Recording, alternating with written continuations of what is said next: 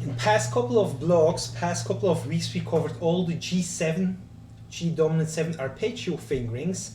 But now, like, how do you practice this stuff? So a good way to practice this is just like soloing with the fingerings over a 1-chord groove, so you don't have to worry too much about moving back and forth or about like chord progressions. You just put on a 1-chord groove and then you solo with fingerings over that groove, which is a great fun way to get used to the fingerings and being able to apply them also.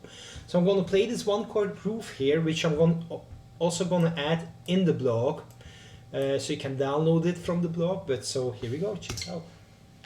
So you have a band play and then you just solo with that band.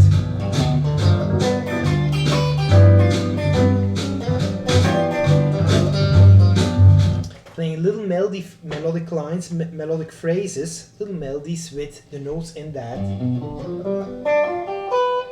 fingering. Let me skip the count off. There you go.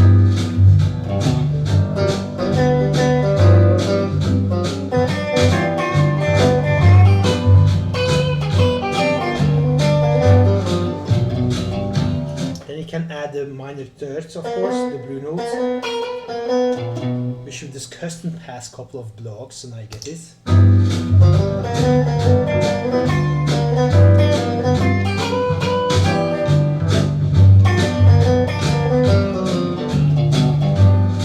And then you can add the chromaticism also.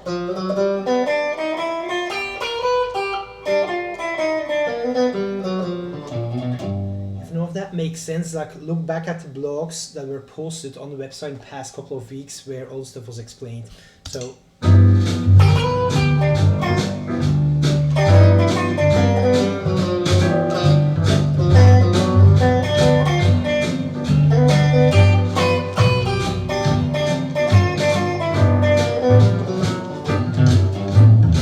so you stay on one fingering like that till you're really, really comfortable with the fingering, and then you move on to the next one. And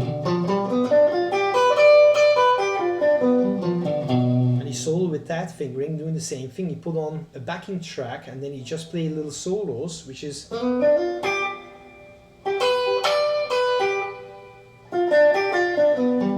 just a matter of playing little short phrases, melody lines that you come up with using the notes within that fingering. In this case, the fingering being a G7 arpeggio fingering. And then again, you can add the chromaticism, of course, the blue notes.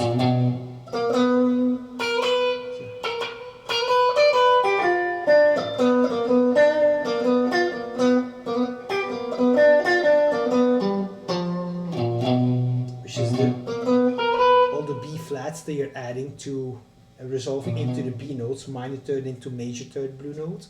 And then you have the chromaticism also.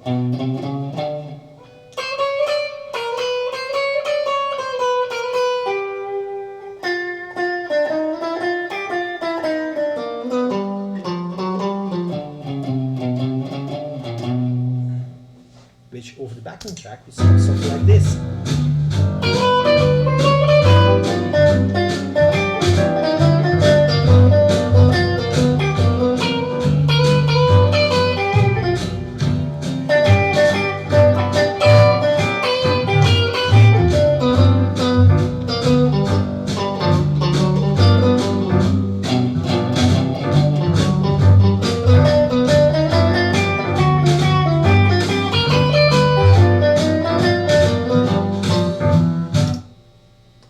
Then you have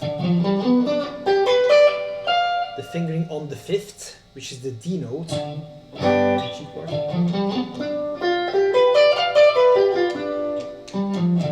With the blue notes. So you get.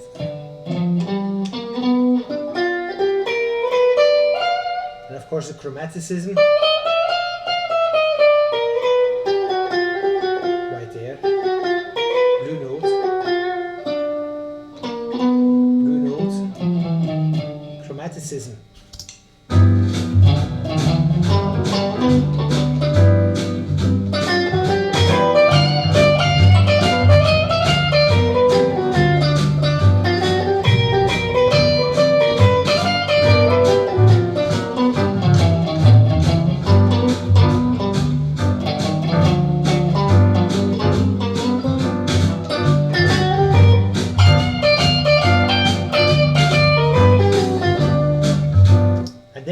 from the flatted 7th, which I think we covered last week or 2 weeks ago.